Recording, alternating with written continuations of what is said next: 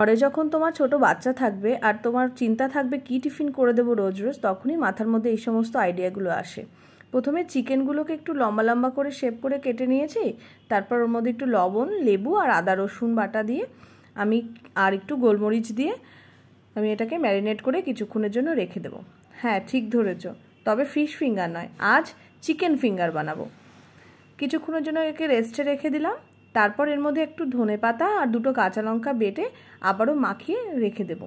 আর এদিকে একটা ডিমের মধ্যে একটু গোলমরিচ আর লবণ আমি ভালো করে ফেটিয়ে রাখবো। তারপর চিকেনগুলোকে এক একটা পিস করে নিয়ে প্রথমে কর্নফ্লাওয়ারের মধ্যে এপিটোপিট করে মাখিয়ে নেব। তারপর ডিমের গোলার মধ্যে চুবিয়ে খুব সুন্দর করে ব্রেড ক্রাম্বস দিয়ে কোট করে নিতে হবে। তারপরে তোমরা চাইলে এটাকে ডবল ফিলিং দিতে পারো।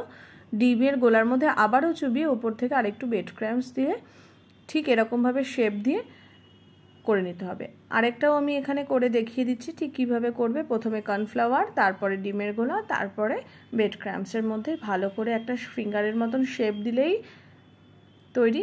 তারপর আমি এগুলোকে আস্তে আস্তে সবগুলোকেই করে নেব। করে নেওয়া হয়ে গেলে আমি সবগুলোকে মিনিমাম 10 মিনিটের জন্য আমি এটাকে একটু ফ্রিজে সেট হতে দেব। 10 মিনিট ফ্রিজে রাখার পরে আর কিছুই নয়, এবারে গরম গরম তেলের মধ্যে ভেজে দিলেই রেডি। প্রথমে কড়াইতে সাদা তেল দিয়ে দেব। তেলটা ভালোভাবে গরম যখন হয়ে যাবে তখন এগুলোকে একে একে দিয়ে দেব।